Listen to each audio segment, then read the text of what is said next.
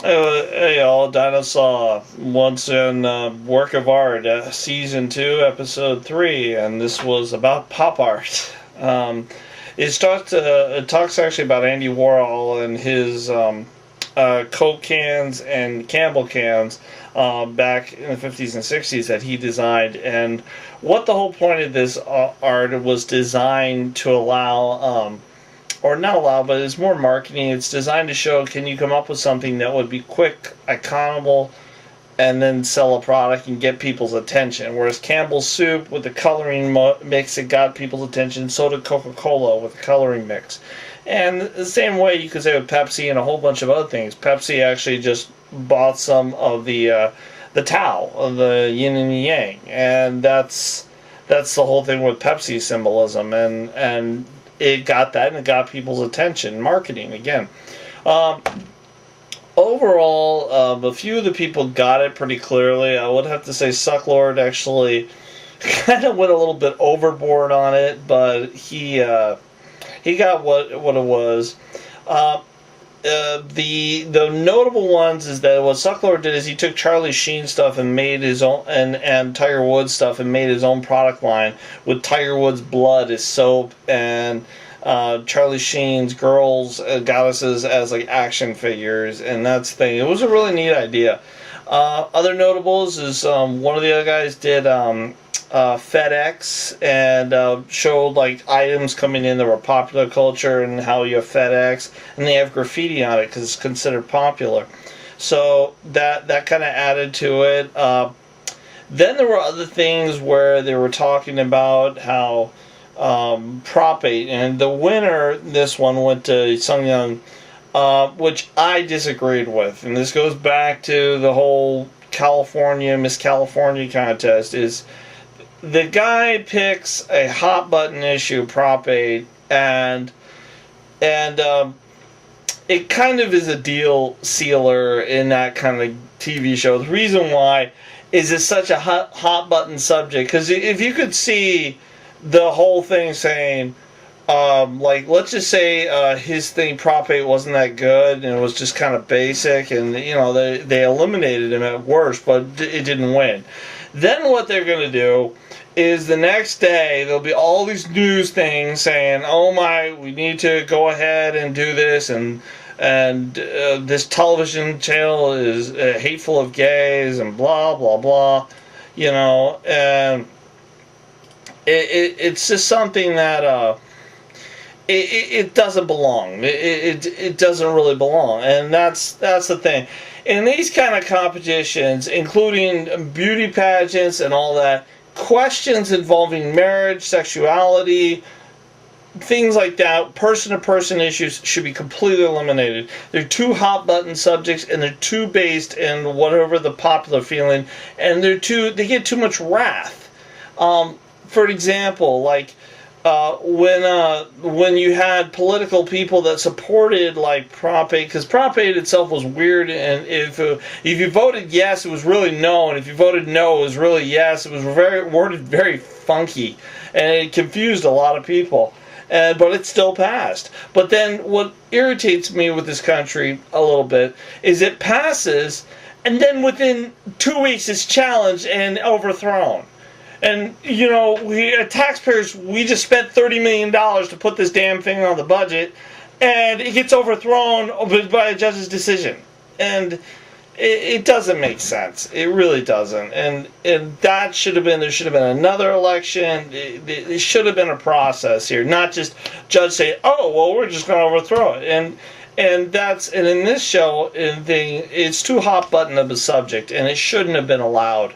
He really should have been, that should have been noted in the beginning, that nothing. And the reason for that is not to discriminate, it's to keep it fair, and to keep it fair, because there are too many times that these groups that tend to use things to their advantages, such as I just got back from jury duty, and there were people that could speak perfectly good English. But then when the judge got them up to the stand to question them as a juror, all of a sudden they were stupid. And I can cite another incident with Corinne Pagine, where if you actually listen to her answer, it was actually a very unbiased, very fair answer. I believe this, but in this country, you're allowed to pick. And Perez Hilton just took this thing overboard and went totally overboard with it, and the media jumped on it, and that's why issues like that should be off limits. He won, yeah, you won, and Lola, I think it was Lola, was like the right thing. Yeah, there's 1 million of those out in California. So what? You know, it was one, and it's just in my opinion, it was used unfairly, and that's something. Now, as far as the winners go, or not the winner, the losers go, this one baffled me a little bit, where Leon, the guy who's deaf, does something with American marketing. He shows the American flag. He says, well, in Malaysia, all the mass marketing is America. And you see American flags with the advertisement when he was trying to tell a story, but the problem is he couldn't, it was a good story, he just couldn't communicate it to the people. And that was the problem. And even they said on that, and that's why it didn't really work. The other person, Jasmine, just did a picture of herself, and then another picture of her taking the picture of herself with a tattooed lip, and it was just to show like the ugliness inside, and that just went beyond. They were like uglier. That didn't make a lot of sense. And but Dusty, all he did was take a trash receptacle. He built a trash receptacle with the wording on it. How could you? And he didn't get eliminated, and they were really capping him. Now the ultimate person who got dissed was Biet, because they're like, hey Biet, be thankful you have immunity this week. Oh wow, that was pretty low shot, but I think that was just to kick his rear. It's like, you better produce next time, because his work wasn't that great either, but it was a neat idea. Overall, I really think Dusty should have been eliminated. I don't know. I think the storytelling of Leon was misunderstood, and I think it was a greater. It's just like that first guy that takes the red film off. Screw you. And it's the same thing. So these judges are not quite getting it. I don't know what other than to make of that. But it was interesting. Oh, there's one person, Michelle. She did a neat one where she did a Coke Zero with a cell phone and cans of Cokes. And it's a saturation. I think her point was it was a saturation of marketing with the cell phone. Now, one of the most interesting one was a nudist pitch, sort of, where they're holding a bottle of water above her chest with her bare breast showing.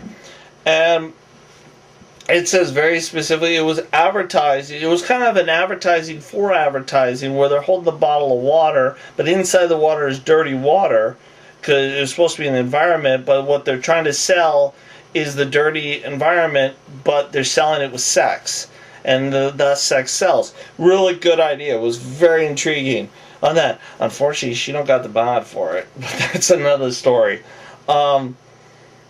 Overall, I thought it was a better episode, focused more on the arts, more on everything. I think the elimination with Leon versus Dusty was a little questionable, but you know, they did that. It's not surprising. They screwed up on the first guy, and he deserved to get eliminated. But there you go.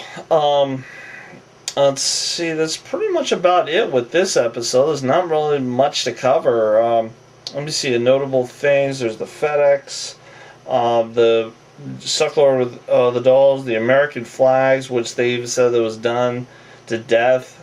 The cell phone, that, and other people. One of the other notable was the imaging technology is helping us liberate us from dictators and overlord, and that was a neat one.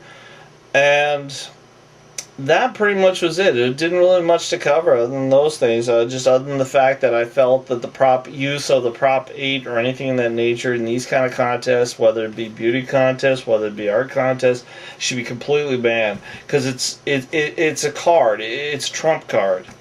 You know, I mean, you may have all heard the term race card. Boom, and this is same thing. It's just boom, and that's why. That's why I felt it was an unfair. It's an unfair thing in this contest. It had absolutely nothing to do with sexuality, with race, anything.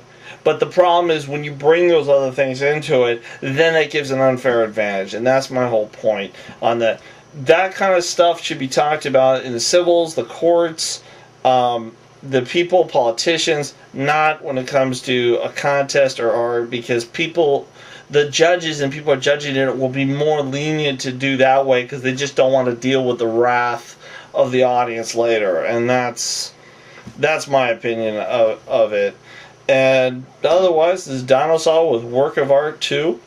Work of Art 2, Season 2, Episode 3, and we'll follow up with Episode 4 and get caught up. Thanks.